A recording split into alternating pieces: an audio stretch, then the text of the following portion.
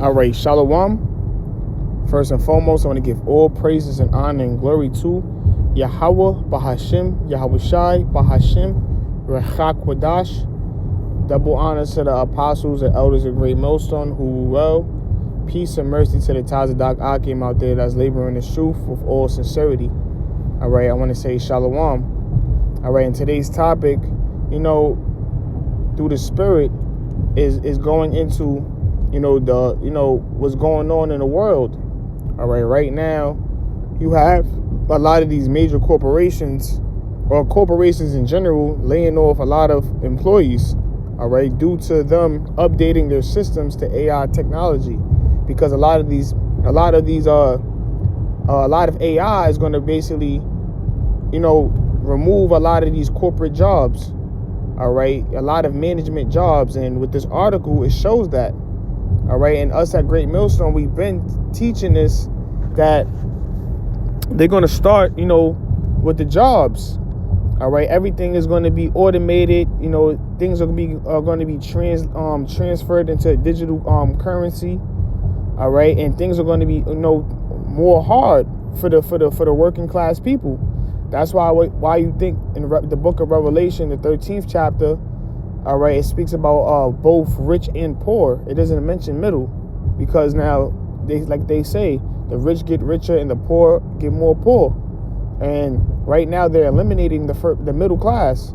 All right, and a lot of corporate jobs, a lot of people that was making six figures, their jobs are being replaced by AI. A lot of those data entry jobs, data analyst jobs, or these like computer engineering, a lot of reception jobs. There's a lot of jobs that's being replaced by AI, and Amazon is starting with that. All right, is one big major corporation that's beginning to lay off a lot of its employees. All right, but they're beginning with with management, with corporate first. So it says, in the article, Yahoo News, it says everyone thinks AI is replacing factory workers, but Amazon layoffs shows it's coming for middle management first. So it says it right there. Now, because there is another article that, it states that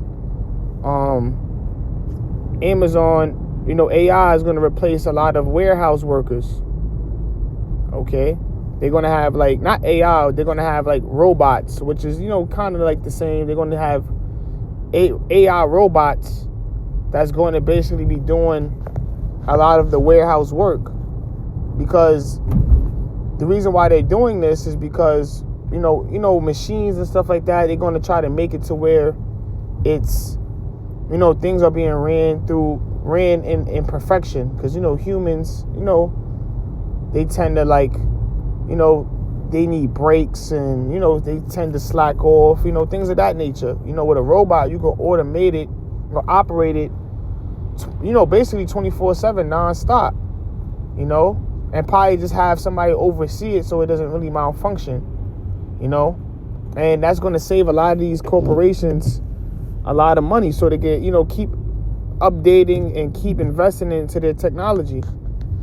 Okay, it says, just as news outlet shared leaked Amazon documents suggesting that company could replace 500,000 warehouse jobs with robots, the e-commerce giant pulled the rug out and laid off 14,000 middle management instead.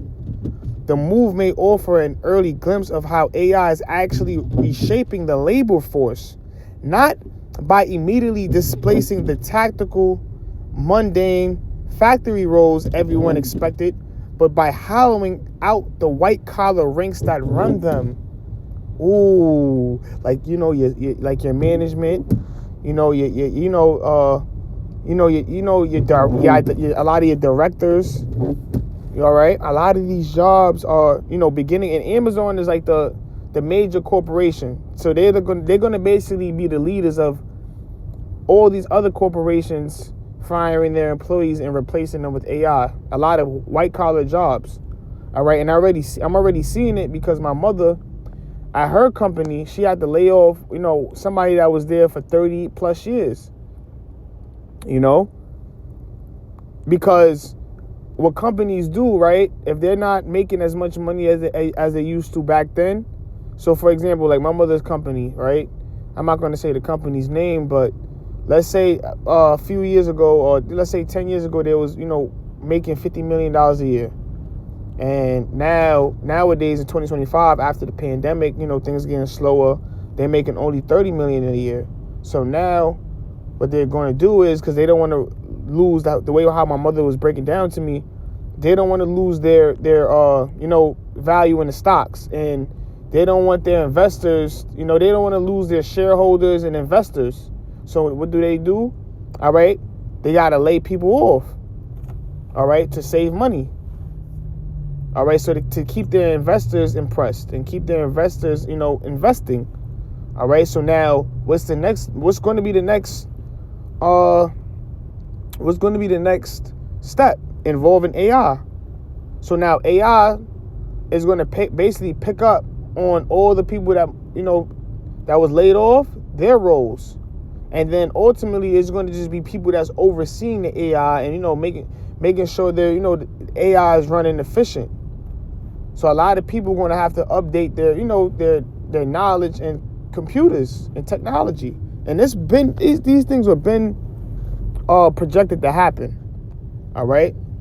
It says Amazon announced Tuesday that it will cut roughly 14,000 corporate jobs, or about 4% of its white-collar workforce, as a part of reconstructing meant to reduce bureaucracy and remove organizational layers, according to a memo. All right. So it says, I'm going to jump down. Matter of fact, I'm going to read it. It says, in the memo, Beth Galati, Senior Vice President of People Experience at Amazon, said the cuts are designed to make the company leaner and more agile as it expands its investments in generative AI. In plain terms, it's a bet that algorithms can handle many of the coordination, reporting, and decision-making functions once reserved for human managers. So you see things are getting more rough, because now what's that going to do? A lot of people that's in the middle class, they're going to be without jobs. All right, now since they're cutting out, government assistance, things are about to get, more chaotic. So let me start off with the first precept. All right, through the Spirit. This is 2 Ezra chapter 9, verse 1. It reads, He answered me then and said, Measure thou the time diligently in itself, and when thou seest parts, it says, when thou seest part of the signs pass, which I have told thee before. All right, so now we're measuring the times diligently itself as watchmen, because the scriptures speak about how we are watchmen, watching upon, the tower, watching our post. And how do we measure the times? By linking up exactly what I just did, the current events with the prophecies. All right, things are going to get more tough with them replacing jobs with AI. A lot of people are going to be out of work, and already, even when you look at the past few years, it's hard to make jobs. A lot of they had like a goal, I believe, of making like creating 150,000 new jobs, but they was only able to create like 14,000. All right, and especially how things are getting more expensive. Inflation, it's like hyperinflation. There's a lot of things that are playing a factor to the economy, which is ultimately going to lead people to what? Depend on the government. So now that's exactly how they're going to bring forth that new world order. That's how they're going to bring forth, microchipping people, just like in the COVID, in the pandemic. They without the jump shot, a lot of people couldn't work, travel, grocery shop. So a lot of people took the jump shot, in order to still, sustain and still operate in society. It's the same thing that's going to happen, since now a lot of jobs are being replaced. They're going to say, look, you have to take this microchip and in order for you to, work, or in order for you to, operate the AI. You have to, basically take the microchip, because I believe that's how they're going to do it, through the spirit. Just me speaking as a man, like they're going to basically integrate the AI and the microchip together. So in order for you to work AI, you have to have a microchip in you, and basically download whatever they're going to do to basically integrate it. But that's what's going to ultimately happen, and a lot of people will be desperate. Esau going to get a lot of people in the desperate need. So a lot of people are going to take the chip. Things are going to be more tough, more rough. It's going to be a lot more looting. It's going to be a lot more, robberies, theft. All right, or murdering. It says, verse 2, then shalt thou understand that is the very same time wherein the highest will begin to visit the world which he made. All right, it says, that's right. Y'all going to understand that the Lord is, he's visiting this place. All right, he's judging this place for what? For all of his wickedness, and ultimately, when the Lord is doing that, he's bringing forth, it's going to be a new era that's going to be brought forth, which that new era is beginning with Yahweh Shah and the elect, reigning on the earth. But this process has to happen first. The Lord is coming with judgment, all right, for all the abominations that's happening, for all the wickedness, all right. The Lord is judging this place. So a lot of people are going to go through it, and it's going to begin with Jeremiah 30:7, Jacob's trouble. All right, matter of fact, let me get that real quick through the spirit. So this is the book of Jeremiah, chapter 30, verse 7. It says, alas, for that day is great, so that none is like it. It is even the time of Jacob's trouble, but he shall be saved out of it. All right, so that day is great, because there's no other day that can compare to the time of Jacob's trouble. No other captivity that Israelites faced, and we faced many captivities, many oppressions, I should say, as well, starting with the Babylonians, going back to Egypt, the Assyrian Babylonians, the Medo-Persians, the Greeks, all right, the Romans, and now, a few hundred years ago with the transatlantic slave trade, with Esau feeding, boiling the Israelite slaves, eating them, throwing the Israelite babies feeding them to the alligators, butt breaking the men, breaking families, breaking basically households. Jacob's trouble is going to be far worse than that. Far worse, the famine is going to be far worse than the time of in Assyria. All right, when basically, you had the woman, when you had people already sodding, eating their own children, there's going to be times Jacob's trouble is going to be way, way worse than that. Cannibalism is going to be the new norm here in America. All right, it's going to be the new norm. It's going to be the norm. See how people in the 80s used to see crack pipes on the floor? It's going to be the new norm when you're going to see a dead body on the floor. Regular. So times is going to be very hard, man. It says Jacob's trouble. All right. It's going to begin. It says tribulation. The scriptures speak about how tribulation is going to begin with the house of Israel. All right, which is your so-called Negroes, Latinos, and Native Americans. But let me read it again. This is the book of Jeremiah, chapter 30, verse 7. It reads, alas, for that day is great, so that none is like it.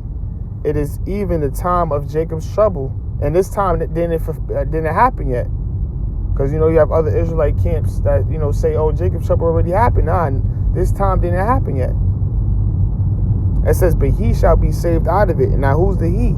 The he is the elect. All right? Starting with the prophets, the men that's going out there teaching his word. All right? Prophesying unto the wind, in season and out of season. Rehearsing the righteous acts. All right? Along with the believers. All right? Those are the ones that's going to be saved out of Jacob's trouble.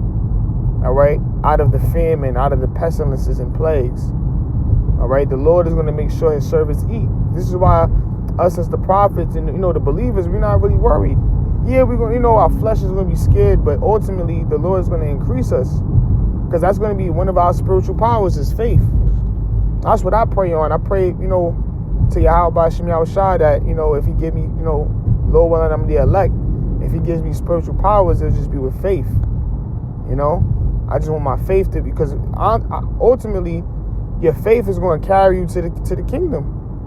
If your faith doesn't break, it's a very high chance that you're going to be elect, because you're not going to fall, when tribulation is against you, when all odds are against you. Your faith is going to allow you through the Spirit, to be a martyr, to go through anything, that you got to go through in order to please Yahweh Shem Yahushua, to ultimately pass that test.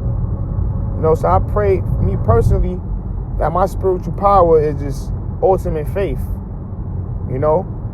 Faith of, having that faith of Abednego, Meshach, and Shadrach when they was about to be, when they was thrown into the furnace of fire, because they didn't want to bow down to Nebuchadnezzar's golden statue. That's what I pray for personally, because times are going to get rough. Your family's going to go against you. It's going to it's just, you ain't going to be able to trust nobody, man. But yeah, that was the point on that. Let me get one more real quick. This is the book of Ecclesiastes, chapter 12, verse 3. It says, in the day when the keepers of the house shall tremble, and the strong men shall bow themselves, and the grinders cease because they are few, and those that look out of the windows be darkened. All right, now we're going to focus on when it says the grinders cease because they are few, because that's representing work, grinding, just like how people in ancient times used to grind mill. That was like a represented labor, hard labor. It basically labor, grinding. It's going to be, as this article I read, it's going to be a few jobs through the Spirit, leading to what? Famine. Because if people can't work and not making money, how they going to eat? And especially if the government is cutting out, its assistance, And right now, we know it's probably temporary, but you never know. It could lead to something far worse. We just don't know. That's why you got to constantly watch and pray and fast, as the scriptures say. All right? It says, and the doors shall be shut in the streets when the sound of the grinding is low, and he shall rise up at the voice of the bird, and all the daughters of music should be brought low, because there's going to be no work in the streets. You ain't going to hear nobody in the streets. So that's why it references, the sound of grinding low, and it says they shall rise up hearing the voice of a bird. That's how quiet the streets are going to be, because nobody's going to be out there working, because there's going to be no jobs. You got robots replacing labor jobs. You got AI replacing even corporate jobs. So you're not going to see people out there working. All right. But with that, Lord willing, is edifying. It was a quick lesson through the Spirit, reporting the daily news on things that I feel like through the Spirit should be brought out. Lord willing, it was edifying. I want to give all praises and honor and glory to Yahweh Shem Yahushua. And with that, shalom.